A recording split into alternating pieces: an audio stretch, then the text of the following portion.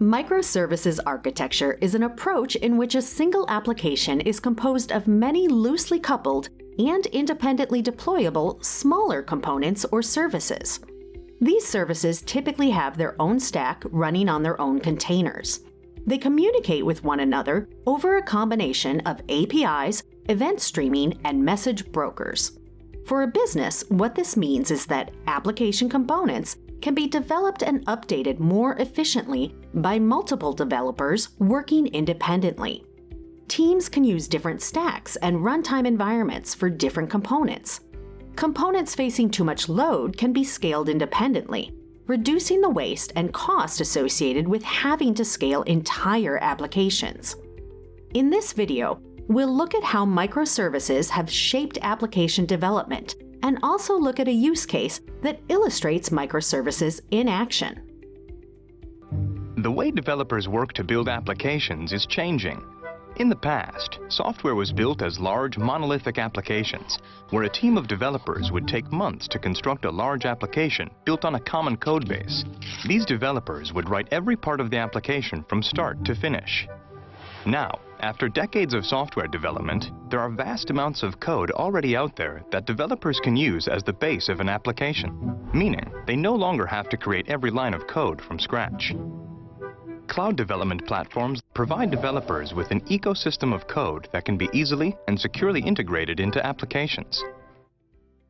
Now, instead of building one huge application on one team, developers break into small, independent teams where they write smaller amounts of code called microservices. Microservices break down large applications into their core functions. For example, search, recommendations, customer ratings, or product catalogs.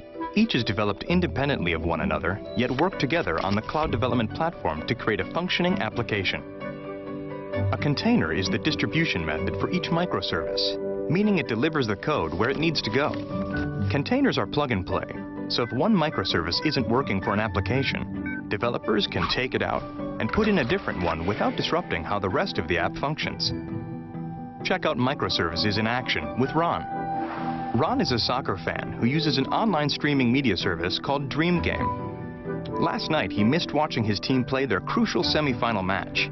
Luckily, he can watch the match tonight on Dream Game. When he logs in, he sees the most popular content among all Dream Game users. After some searching, he finds the match he's looking for. What he would really like is to find his game with one click. Luckily, the Dream Game development team is using microservices to develop a better user experience for viewers like Ron. The first microservice is a content catalog, housing the millions of games that Dream Game offers. The small team of developers organizes each piece of content with metadata that describes them. This metadata feeds into a second microservice, the search function, which ensures that Ron's search results are captured and compared to the Dream Game catalog.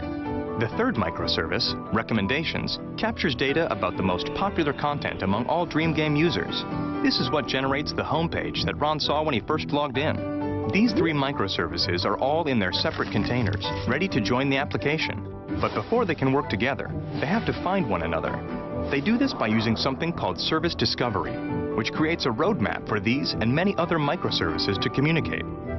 When microservices find each other, they communicate using an application programming interface, or an API.